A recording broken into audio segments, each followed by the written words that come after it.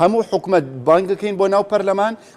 یان چەند وەزیرێک ڕۆژانە یا هەفتانە بانگیان بکەین على الأقل ئێستاکە کە ئێمە ناتوانین یاسا دەربکەین لەبەرەوەی پەرلەمانی اعتراف بە سەرۆکایەتی سەرۆکی هەرێم ناکە خۆ ئەتوانین لەگەڵ حکومەتا کۆ ببینەوە بۆ ئەوەی چاکسازیەکیان لەگەڵا بکەین لە سێکتەرەکانی نەوتەڵێ لە سێکتەری پێشمەرگە ئەڵێ لە سێکتەری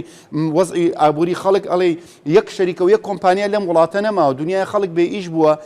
من نازانم لە ژوورۆ باسی چیەکەم باسەکە ئەلەوەیە من لە ناو معاناتی خەڵکە ئەژیم من لەو قەناعەتەیەم نەگەم شەشی مانگە بە دەشەشی مانگی تر ئەگەر بەم حاڵە بێ و بەم نیەتە بێ ئیرادە نەبێ لەگەڵیا لەوانەیە بڵێن بم پێمان خۆشە بیان پێی خۆشە بەوەی کە مەسەلەن فڵان کەس وەکو سەرۆک بمێنێتەوە پەرلەمان بەم زەعیفەی خۆی بڕا حکومەت وا بڕوانە بەم شێوەی بڕوا لەوانەیە پێیان باش بێ بەڵام بۆ ئەوەی سیستەمەکە بگۆڕی ئەوەی کە ئێمەمانەوێ وەک ئەو لایەنانە کە پرۆژەمان تەقدیم کردو زۆر زەحمەتە شەشی مانگ بگەن چونکە نیەتەکە بەو شێوازە نبینی تەسەیە گاڵتە بە پرۆژەکە ئاکرێ ئەنی ئەلێەوە پرۆژەیە گاڵتەی پێ ئەەکەن کە ئەنەما ئێمە هینە حەیران و